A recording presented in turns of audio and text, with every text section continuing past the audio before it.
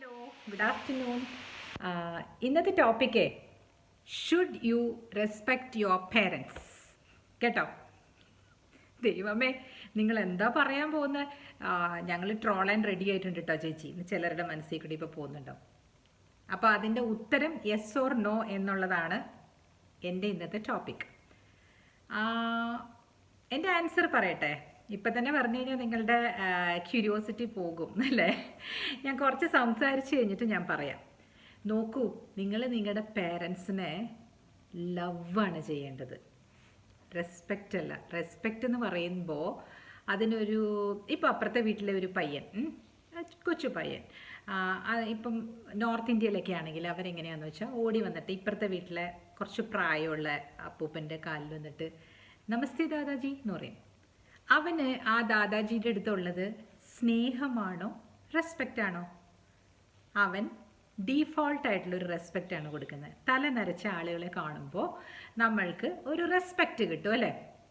ഞങ്ങൾ കോടതിയിലൊക്കെ പോകുമ്പോഴേ ഒരുപാട് വക്കീലന്മാരെ എൻ്റെ ഏജൊക്കെ അന്നേ ഉള്ളപ്പോൾ 32 വയസ്സൊക്കെ ഉള്ളപ്പോഴേ അവർ സോൾട്ട് ആൻഡ് പെപ്പറാണ് അവരുടെ തലമുടിയൊക്കെ കേട്ടോ.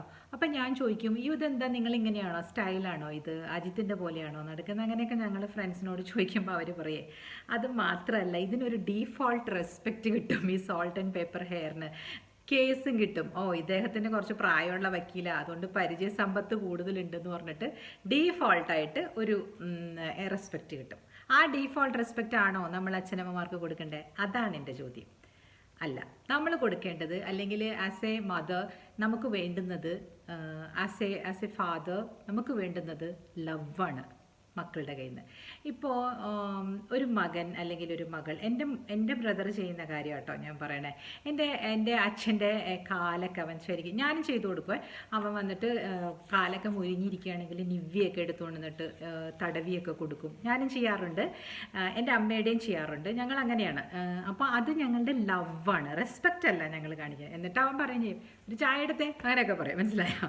അപ്പോൾ അല്ലെങ്കിൽ ഞാനാണില്ല, അമ്മ ഒരു ചായ തരൂ അല്ലെങ്കിൽ ഒരു കാപ്പി തരൂ അങ്ങനെ ചോദിക്കും. അമ്മ ഓൾഡാണ്, പക്ഷെ അത് നമ്മുടെ ലവ് കൊണ്ടാണ് നമ്മൾ ചെയ്യുന്നത് അല്ലേ?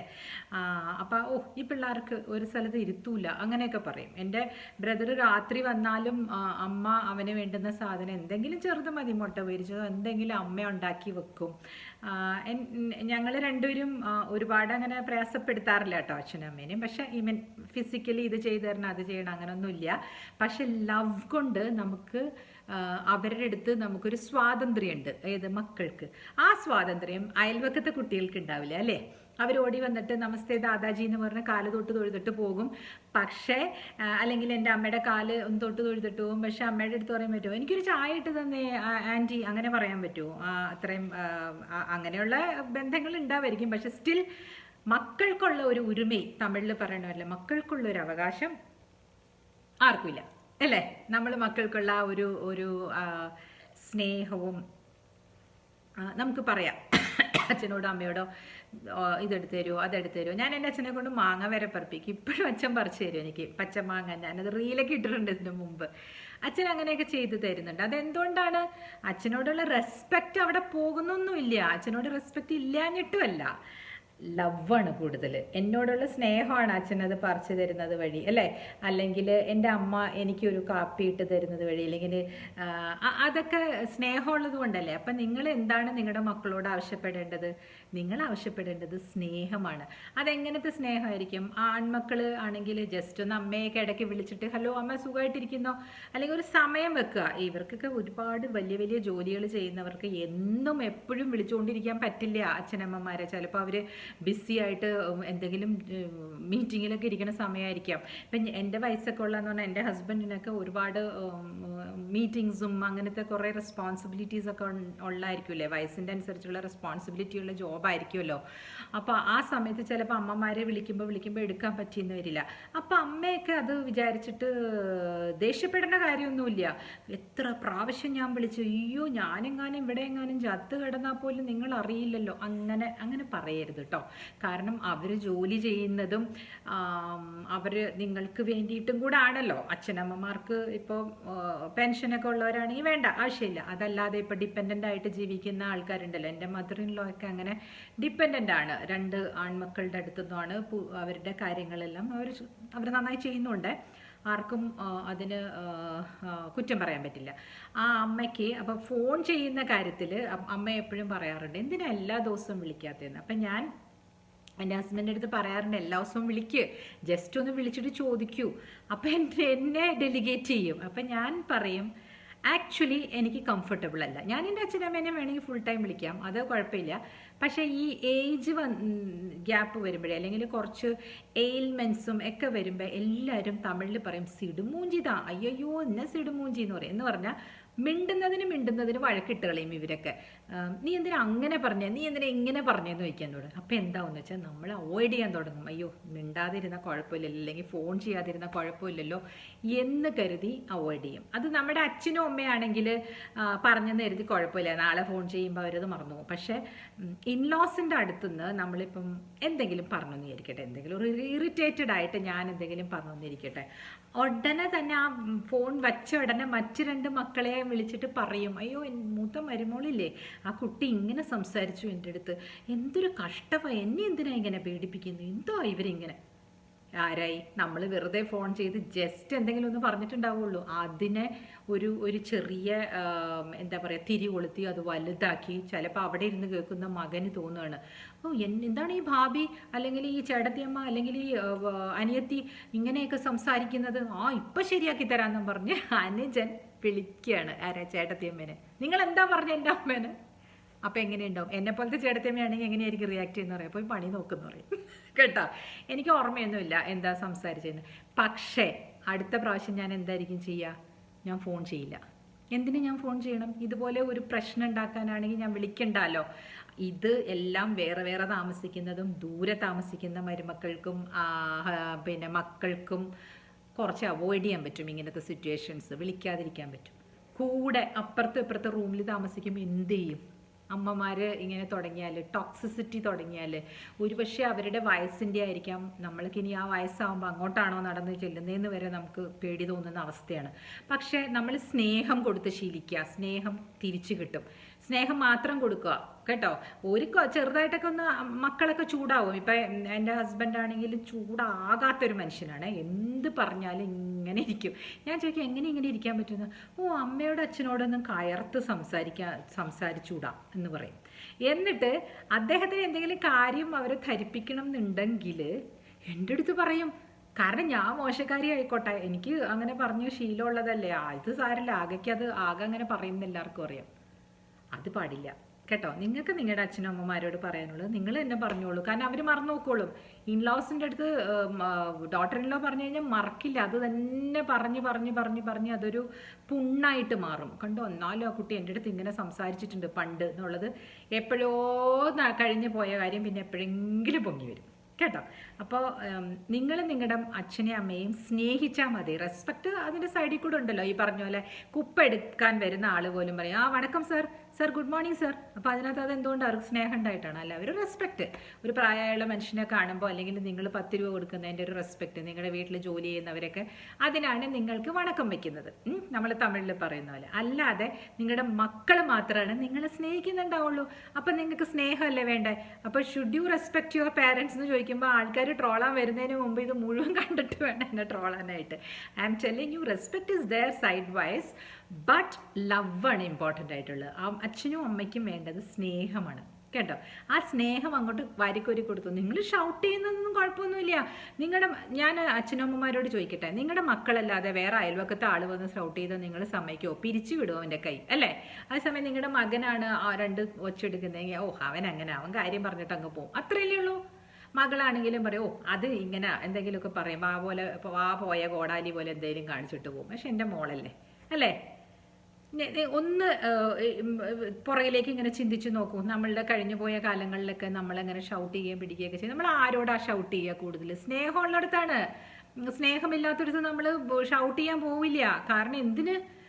നമ്മളോട് സ്നേഹം ഉണ്ടെങ്കിലല്ലേ നമ്മൾ ഷൗട്ട് ചെയ്യുള്ളൂ. അപ്പം അതൊരു പോയിന്റ്. സെക്കൻഡ് തിങ്, നിങ്ങൾ ഈ റെസ്പെക്റ്റും ഈ ലവ് ഒക്കെ ഇൻലോസ് അല്ലെങ്കിൽ ഇൻലോസ് വിട് മക്കളുടെ കയ്യിൽ നിന്ന് കിട്ടുന്നതിന് വേണ്ടിയിട്ട് അല്ലെങ്കിൽ നഷ്ടപ്പെട്ടു പോകാതിരിക്കാൻ ഒരു കാര്യം പ്രത്യേകിച്ച് ശ്രദ്ധിക്കണം. ഹെലികോപ്റ്റർ മമ്മീസ് ആകാതിരിക്കാൻ ശ്രമിക്കുക. ഹെലികോപ്റ്റർ മമ്മീസ് എന്ന് പറഞ്ഞിട്ട് ഞാൻ ഇതിനു മുമ്പ് ചെയ്തിട്ടുണ്ട്. ഹെലികോപ്റ്റർ മമ്മീസ് എന്ന് പറഞ്ഞിട്ടുണ്ടെങ്കിൽ എപ്പോഴും ഇവർ വീട്ടിൽ നിന്ന് അങ്ങ് ഇറങ്ങി അവിടെ ആ ടൗണിൽ എത്തുന്നതിന് മുമ്പ് അവരെവിടെയെങ്കിലും യാത്ര പോകണമെങ്കിൽ എവിടെ എത്തി അല്ലെങ്കിൽ ഇങ്ങോട്ട് അമ്മയെ കാണാൻ അല്ലെങ്കിൽ അച്ഛനെ കാണാൻ വരികയാണെന്ന് വിചാരിക്കും. വേറൊരു പട്ടണത്തിൽ നിന്ന് ഒരു 4-5 അവർ മണിക്കൂറുകൾ ഡ്രൈവ് ചെയ്യേണ്ടതുണ്ട് റോഡ് വഴി. ഇടയ്ക്കിടയ്ക്ക് ഇങ്ങനെ ഫോൺ ചെയ്തുകൊണ്ടിരിക്കും. അതിനാണ് ഹെലികോപ്റ്റർ മമ്മി. അപ്പം എല്ലാവരും പറയും അതും അവരുടെ വ്യാകുലതയായിരിക്കും. അവർ എവിടെ എത്തി എന്നറിയാനായിട്ട്. നോക്കൂ ഇങ്ങോട്ടല്ലേ വരണേന്ന് ചോദിക്കും ആ പിള്ളേരാണെങ്കിൽ അല്ലേ. പെൺകുട്ടികൾ പിന്നെയും പറയാം ഇന്ന സ്ഥലത്തെത്തി 2-3 പ്രാവശ്യം കഴിയുമ്പോൾ അവർ എടുക്കില്ല കോള്. അപ്പോൾ അതൊക്കെ അവോയ്ഡ് ചെയ്യണം.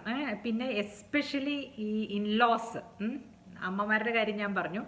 ഈ അമ്മായിയമ്മമാരായിട്ട് മാറിയതിന് ശേഷം ഇപ്പോൾ മരുമകളുടെ വീട്ടിൽ പോയി താമസിക്കുകയാണെന്ന് വിചാരിക്കും. മരുമകൾ രാവിലെ ഒരു വിളി, എന്താ ചെയ്യണേ, എന്താണ് അവിടെ പരിപാടി, ഇങ്ങനെ ചോദിക്കും.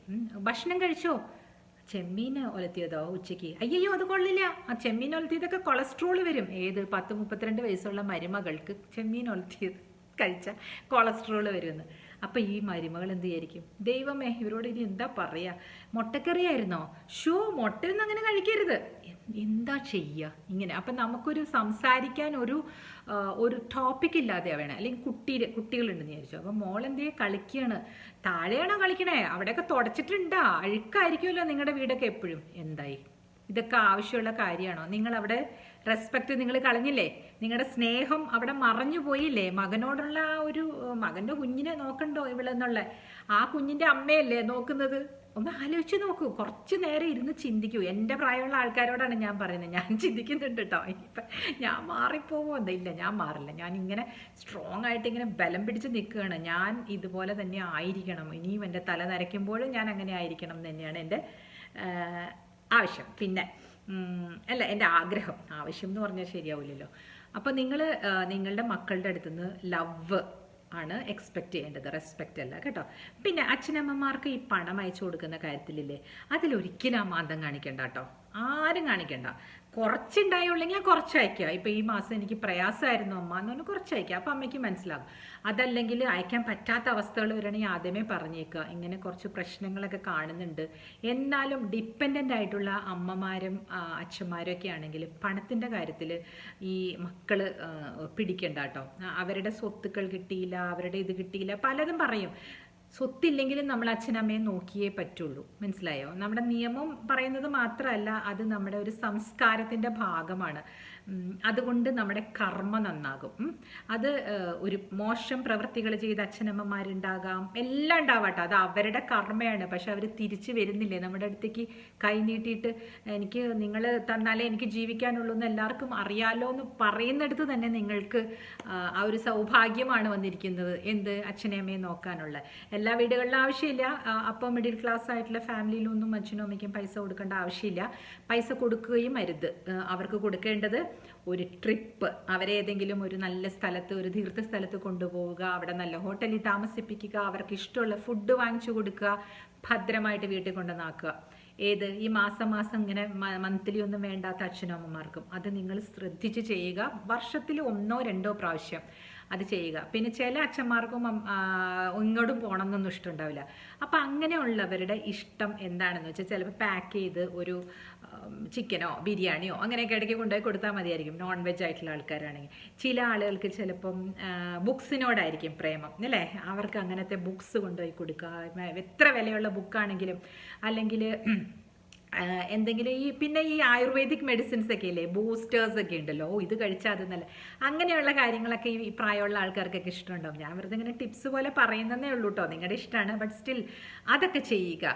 അച്ഛനെയും അമ്മയും ബയസ്ഡ് ആയിട്ട് പെരുമാറിയിട്ടുണ്ട്, അതുകൊണ്ട് ഞങ്ങൾ അമ്മയ്ക്ക് ഇങ്ങനെ ചെയ്യില്ല, അതൊരിക്കലും ചെയ്യേണ്ട കേട്ടോ. അത് കൂടുതലും ഞാനും എൻ്റെ ഹസ്ബൻഡും വളരെ ശ്രദ്ധിച്ചിട്ടുള്ള കാര്യമാണ്. അവർ ചെയ്തിട്ടുള്ള ബയസ്ഡ് ആയിട്ടുള്ള കാര്യങ്ങളെല്ലാം ഞങ്ങൾക്കറിയാം. പക്ഷേ ഒരിക്കലും ഒരു പണത്തിന് വേണ്ടി ആ അമ്മയോ അച്ഛനോ നമ്മളുള്ളപ്പോൾ, നമുക്ക് നല്ല വരുമാനം ഉള്ളപ്പോൾ ഒരിക്കലും എന്താ പറയുക, വിഷമിക്കാൻ പാടില്ല. പിന്നെ ധൂർത്തടിക്കാൻ പാടില്ല. അച്ഛനും അമ്മയും ഈ മക്കളുടെ പൈസ വാങ്ങിച്ച് ഒരിക്കലും ധൂർത്തടിക്കാൻ പാടില്ല. മക്കളുടെ പൈസ വാങ്ങിച്ച് മറ്റുള്ളവർക്ക് ഗിഫ്റ്റ് കൊടുക്കാനും പാടില്ല.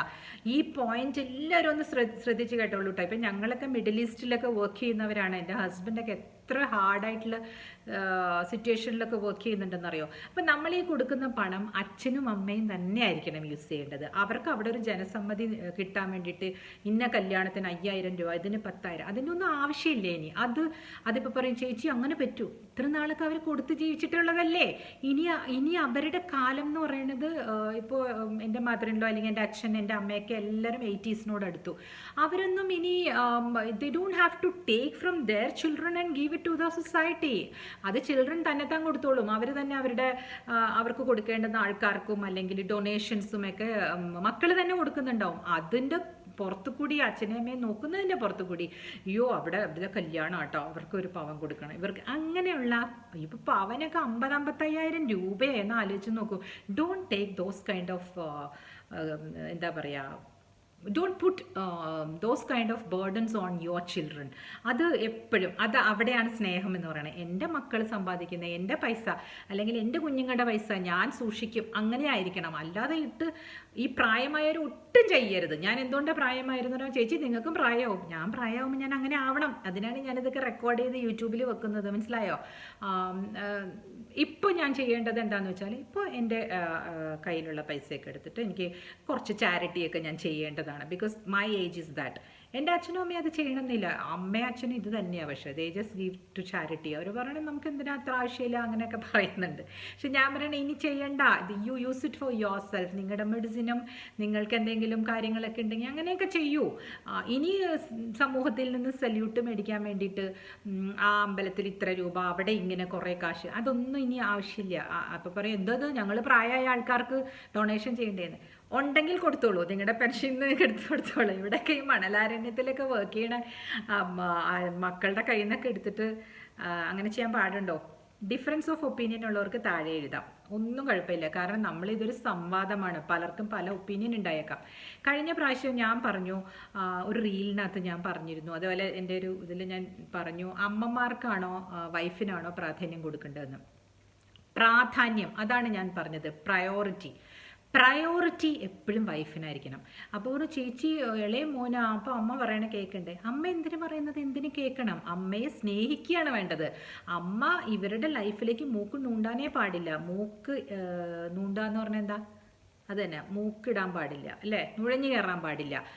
കാരണം എന്താണെന്ന് വെച്ചാൽ ഈ മകനോ അല്ലെങ്കിൽ മരുമകളോ നന്നായിട്ട് ജീവിക്കുന്നവരായിരിക്കാം, അവരുടെ മനസ്സിലേക്ക് ഒരു നറേറ്റീവ് കൊടുക്കരുത്, ഇവള് ശരിയല്ല. കാരണം ആ അമ്മയമ്മയായിട്ട് ചിലപ്പോൾ ഇവള് ശരിയല്ലായിരിക്കും, കാര്യങ്ങളൊക്കെ പറഞ്ഞു തീർക്കുന്നുണ്ടാവും, ദേഷ്യം വരുത്തുന്നുണ്ടാകും. പക്ഷെ മകനോട് വളരെ ഭവ്യതയും റെസ്പെക്റ്റും നല്ല കാര്യങ്ങളും ഒക്കെ ചെയ്തു കൊടുക്കുന്ന ഒരു ഭാര്യയെ വെറുപ്പിക്കാനുള്ള ഒരു മാനിപ്പുലേഷൻ അമ്മയുടെ ഭാഗത്തു നിന്ന് ഉണ്ടാവുകയാണെങ്കിൽ അത് അവിടെ തടയിടണം. അമ്മ എൻ്റെ ഭാര്യയെ പറ്റി പറയുന്നത് എനിക്ക് ഇഷ്ടമല്ല എന്ന് നിങ്ങൾ പറയണം, പക്ഷെ അമ്മയെ സ്നേഹിക്കണം. അതാണ് ഞാൻ ഉദ്ദേശിച്ച പ്രയോറിറ്റി, മനസ്സിലായോ? അപ്പോൾ എന്താണെന്നറിയോ, നിങ്ങളുടെ ഈ ഭാര്യ നിങ്ങളുടെ കൂടെ കട്ടയ്ക്ക് നിൽക്കും, കട്ട സപ്പോർട്ടായിരിക്കും. അമ്മ ചിലപ്പോൾ നിങ്ങളെ ഡിച്ച് ചെയ്ത് അടുത്ത മോൻ 10 രൂപ കൂടുതൽ കൊടുക്കുമ്പോൾ ചിലപ്പോൾ ആ മോനെ ഒന്ന് സൂചിപ്പിക്കാം. കാരണം ഈ സിബ്ലിംഗ് റൈവൽറി എന്ന് പറയുന്നത് ഉണ്ട് സുഹൃത്തുക്കളെ, എല്ലാവർക്കും ഉണ്ട്. ഒരു ബ്രദർ ഒരു ഇച്ചിരി മുകളിലായി എന്നെ കാണുമ്പോൾ ഒരു ചെറിയൊരു അസ്വസ്ഥത, അത് എന്തുകൊണ്ടാണെന്ന് ചോദിച്ചാൽ എനിക്ക് അറിഞ്ഞൂടാ. അത് മിക്കവാർക്കും തന്നെയുണ്ട്. സിസ്റ്റർ ബ്രദേഴ്സ് തമ്മിൽ. അതിനി കൂടെ വരുന്ന സ്പൗസസിൻ്റെ പ്രോബ്ലം ആണോ? എനിക്കുണ്ടോയെന്ന് ചോദിച്ചു കഴിഞ്ഞിട്ടുണ്ടെങ്കിൽ എനിക്ക് ഇല്ലയെന്ന് പറയാൻ പറ്റില്ലായിരുന്നു, ഉണ്ട്. പക്ഷെ അത് ഞാൻ മാറ്റി, ഉണ്ടാകാൻ പാടില്ല എന്ന് ഞാൻ മാറ്റി മനസ്സിലാക്കി. കാരണം എന്തിന്? അപ്പം എന്നോടും അസൂയ തോന്നൂല്ലേ എൻ്റെ നാത്തൂന്? ആ അസൂയ എന്ന് പറഞ്ഞ സാധനം കൂടെ മാറ്റിക്കോളൂ. അത് മാറുമ്പോൾ തന്നെ നമുക്കൊരു സ്നേഹം വരും എല്ലാവരോടും. പിന്നെ എൻ്റെ ബ്രദർ നന്നായി നിൽക്കുന്നത് എനിക്ക് നല്ലതല്ലേ? കാരണം എനിക്ക് 10 പേരോട് പറയാം എൻ്റെ ബ്രദർ ഇന്ന ആളാണ്, എൻ്റെ ബ്രദർ അതാണ് ഇതാണ്, ഞാൻ ഭയങ്കര പൊങ്ങച്ചടിക്കും. അത് നിങ്ങൾ അതിനകത്തൊരു സന്തോഷം കണ്ടെത്തി നോക്കൂ. അപ്പം നിങ്ങൾക്കുണ്ടല്ലോ, നിങ്ങൾക്ക് നിങ്ങളുടെ ജീവിതം വളരെ മനോഹരമായിട്ട് തോന്നും. എനിക്ക് എല്ലാ കാര്യങ്ങളും എൻ്റെ ആങ്ങളെയാണ് ചെയ്തു തരണേ. കാരണം എന്താണെന്നറിയോ, ഇപ്പം അവൻ നല്ല വെൽത്തി ആയി, അവൻ അങ്ങനെ ആയതുകൊണ്ടാണ് എനിക്ക് ആ ഒരു സപ്പോർട്ട് കിട്ടുന്നത് അല്ലേ? അങ്ങനെ ചിന്തിച്ചു നോക്കൂ. ചില ആൾക്കാർക്ക് എത്ര വന്നാലും അത് വരില്ല. എന്താണെന്ന് എനിക്കറിയില്ല. അത് അവരുടെ മനോഭാവമായിരിക്കാം, അല്ലെങ്കിൽ അവരിൽ ഉണ്ടാക്കിയിരിക്കുന്ന ആ ഒരു നരേറ്റീവ് ഉണ്ടല്ലോ, അമ്മായിയമ്മ എന്ന് പറയുന്ന നരേറ്റീവ്, അത് മാറ്റാൻ ഓരോരുത്തരും ആ ആറ്റിറ്റ്യൂഡ് മാറ്റിയേ പറ്റുള്ളൂ. ഞാനിവിടെ ഇരുന്ന് പ്രസംഗിക്കുന്ന ഞാനും എനിക്ക് എൻ്റെ എഗൻസ്റ്റ് വരുന്ന അമ്പുകളൊക്കെ ഞാൻ തന്നെ വേണം ഒരു പരിചയം എടുത്ത് ഇങ്ങനെ വെക്കാനായിട്ട്, അല്ലേ? അപ്പം നിങ്ങൾ എന്നെ കേട്ടുകൊണ്ടിരിക്കുമ്പോൾ നിങ്ങൾ മനസ്സിലാക്കണം, നിങ്ങളുടെ സ്വയബുദ്ധിയിൽ നിങ്ങൾ മനസ്സിലാക്കണം. അമ്മമാരോടാണ് കേട്ടോ, നിങ്ങളുടെ മക്കളോട് നിങ്ങൾ സ്നേഹമല്ലേ കാണിക്കേണ്ടത്? ആ സ്നേഹം നിങ്ങൾക്ക് 10 ഇരട്ടിയായിട്ട് അവർ തരുന്നുണ്ട്. ഒരിക്കലും സ്വന്തം അച്ഛനമ്മമാരെ വെറുക്കുന്ന ഒരു മക്കളും ഉണ്ടാവില്ല. അങ്ങനെ വെറുക്കുന്നുണ്ടെങ്കിൽ അത് അതുപോലത്തെ നീചന്മാരായിട്ടുള്ള പിതാവോ അല്ലെങ്കിൽ മാതാവോ ആയിരുന്നിരിക്കണം. അങ്ങനെയുള്ളവർ വളരെ ചുരുക്കമാണല്ലോ. എത്തൊരു കുഞ്ഞുങ്ങളെ സ്നേഹിക്കാത്ത ആൾക്കാരുണ്ടാവും. അത് പ്രസവിക്കുമ്പോഴേ കളഞ്ഞിട്ട് പോകുന്നവരുണ്ട്. അതെന്താന്ന് വെച്ചാൽ അവരുടെ സാഹചര്യം, അവരെന്തെങ്കിലും ബുദ്ധിമുട്ട് പറ്റി സംഭവിച്ചു പോയ ആളുകൾ. എന്നാലും ആ കുട്ടികളെ പറ്റി ചിന്തിച്ച് ആ അമ്മ കരയാതിരിക്കുന്ന ഒരു ദിവസം ഉണ്ടാവില്ല, അല്ലേ? എന്ന് പറഞ്ഞ പോലെ നിങ്ങളുടെ മക്കൾ നിങ്ങളുടെ സ്വത്താണ്, സമ്മതിച്ചു. പക്ഷെ ആ സ്വത്ത് നിങ്ങൾ പോയി ഒരച്ചൊരച്ച് അവിടെ കീറി ഇവിടെ കീറി അങ്ങനെ ചെയ്യരുത്. അത് നല്ല പോലെ പുഷ്ടിയായിട്ട് ആ മരം കായ്ച്ച് നിൽക്കണമെങ്കിൽ, മകളാണെങ്കിലും നിങ്ങൾ സ്നേഹമാണ് കൊടുക്കേണ്ട വളം. അല്ലാതെ ആ മകൻ്റെ കൂടെ നിൽക്കുന്ന ഭാര്യയെ പറ്റിയിട്ട് ഓരോ ചിക്ക് എന്ന് സംസാരിച്ചുകൊണ്ടിരിക്കുക. അവളെ ശരിയല്ലേ, ഇവളെ ശരി, അതങ്ങ് നിർത്തി നോക്കിക്കേ. സ്നേഹം അങ്ങ് കൊടുത്ത് നോക്ക്. പറ്റുമോ? ട്രൈ ചെയ്യാല്ലേ? എല്ലാവരും ട്രൈ ചെയ്യണം. നമ്മൾ ചെയ്താലല്ലേ നമുക്ക് മാറ്റാൻ പറ്റുള്ളൂ നമ്മളെ തന്നെ. ഒന്നും പറ്റില്ല, അയ്യോ അത് ഭയങ്കര സാധനമാണെന്ന് വിചാരിച്ച് മാറി നിൽക്കണ്ടെന്നേ. ട്രൈ ചെയ്യൂ, നമുക്ക് സമാധാനം ഉണ്ടാകും. ഞാൻ എപ്പോഴും ട്രൈ ചെയ്യുന്നുണ്ട്, ഇന്നും ചെയ്തുകൊണ്ടിരിക്കുകയാണ് എപ്പോഴും. കേട്ടോ, ഞാൻ ഈ പറയുന്നതിൽ നിന്ന് നിങ്ങൾക്ക് മനസ്സിലാകുന്നുണ്ടാവുമല്ലോ എന്തൊക്കെയായിരിക്കും ഞാൻ കടന്നു വന്നിട്ടുണ്ടാവുകയെന്ന്, അല്ലേ? ബട്ട് ചിയേഴ്സ്, ഹാപ്പി ആയിട്ടിരിക്കൂ. ഇനിയൊരു ടോപ്പിക്കുമായിട്ട് നാളെ വരുന്നതായിരിക്കും. ഹെലികോപ്റ്റർ മമ്മിയും വേണ്ട കേട്ടോ, എസ്പെഷ്യലി മരുമോള് വീട്ടിൽ പോയി നിൽക്കുമ്പോൾ. Okay, by.